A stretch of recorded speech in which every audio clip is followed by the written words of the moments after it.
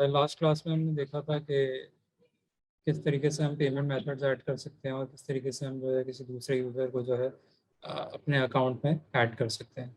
इस सेशन में हम देखेंगे कि पेमेंट मेथड्स कितने तरीके के होते हैं। बेसिकली दो तरीके की पेमेंट्स जो हैं वो एक्सेप्ट होती हैं गूगल पर।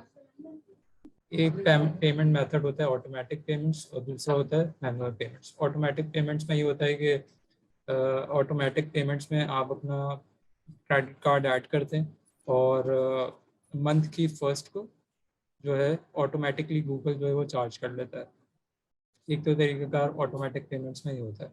दूसरा तरीक़ेकार ये होता है कि आप एक थ्रेशोल्ड सेट कर देते हैं अपनी पेमेंट्स का अकाउंट अपने गूगल अकाउंट में कि लेट सपोज के जैसे ही 30,000 रुपये का बिल बने ऑटोमेटिकली जो है गूगल आपको चार्ज कर ले। तो ऑटोमेटिक पेमेंट्स में आप दो तरीके से पेमेंट कर सकते हैं। गूगल जो है आपको दो तरीके से पेमेंट चार्ज करेगा। एक तो ये कि every first of each month automatically Google आपके क्रेडिट कार्ड से चार्ज कर लेगा। सेकेंडली अगर आपने कोई पेमेंट थ्रेशोल्ड रखा हुआ है 30,000 का, 50,000 का, 1,00,000 रुपए का, तो जैसे ही आपका अकाउंट की स्पेंडिंग 30,000 हो जाएगी या 50,000 हो जाएगी या 1,00,000 हो जाएगी, तो जैसे ही वो थ्रेशोल्ड मीट होगा आपकी ऑटोमेटिकली पेमेंट जो है आपकी कार्ड से जो है डिडक्ट हो जाएंगी। दूसरा पेमेंट मेथड यहाँ पर होता है मैनुअल पेमेंट्स।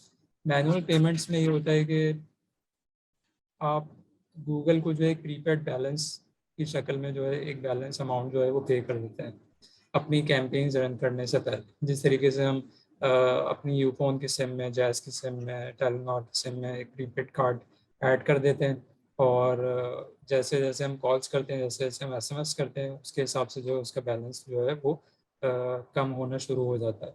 इसी तरीके से मैनुअल पेमेंट्स में भी यही होता है कि आप गूगल को प्रीपेड पे कर देते हैं और जैसे जैसे आपकी स्पेंडिंग होती रहती है आपका बैलेंस जो है वो आपके प्रीपेड बैलेंस से जो है वो रिमूव होता रहता है। इट्स सपोज कि आपने प्रीपेड बैलेंस में अपने 50,000 रुपये जो है वो ऐड कर दिए। अब होगा क्या कि जैसे ही आप और ऐड किया आपने 50,000 रुपये और एक महीने में आपने 30,000 रुपये जो है स्पेंड कर दिए, तो होगा क्या कि फर्स्ट को आपकी जो 30,000 की जो पेमेंट है वो 50,000 प्रीपेड बैलेंस में से जो है वो डिडक्ट हो जाएगी। गूगल जो है आपकी प्रीपेड बैलेंस को जो है वहाँ से जो है चार्ज कर लेगा। तो इस तरीके से मैनुअल पेमेंट्स और ऑटोमेटिक पेमेंट्स का जो है फ़र्क होता है। ऑटोमेटिक पेमेंट्स पोस्टपेड होता है और मैनुअल पेमेंट जो है वो प्रीपेड होता है। प्रीपेड का बैलेंस का जो है कॉन्सेप्ट होता है। ये आप लोग जो है जब आप अकाउंट बना रहे होंगे तो ये इस तरीके से जो है सेटअप कर सकते हैं। अच्छा, मैनुअल पेमेंट्स हर जगह अवेलेबल नहीं होता, कुछ सेलेक्टेड कंट्रीज़ हैं गूगल ने वहाँ पर अलाउ किया हुआ। हर कंट्री में जो है मैनुअल पेमेंट्स को अलाउ नहीं किया हुआ। एक बार तो जब सेट हो जाता है तो आपने अगर अपने अकाउंट की समरी देखनी है तो मैं आपको कुछ दूसरे जो मेरे पास कुछ अकाउंट्स हैं उनको मैं आपको दिखा देता हूँ। जो कुछ मेरे क्लाइंट्स के अकाउंट्स हैं उनको मैं आपको दिखा देता हूँ कि यहाँ पर जो इस तरीके से समरी आ रही होती है टूल्स में।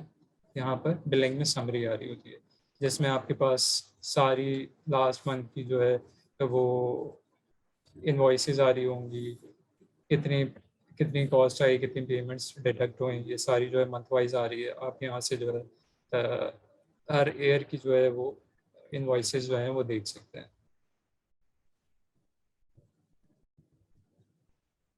तीसरा अगर हम यहाँ पर आए तो ये दिखा रहा है कि सितंबर 1 को जो है हमारी नई पेमेंट कटेगी या फिर हमारी नेक्स्ट ऑटोमेटिक पेमेंट कब कटेगी, सितंबर 1 को कटेगी या फिर जब मेरा अकाउंट का बैलेंस जो है वो 30,000 रुपये रीच हो जाएगा तो हमारी जो है ऑटोमेटिकली पेमेंट हो जाएगी।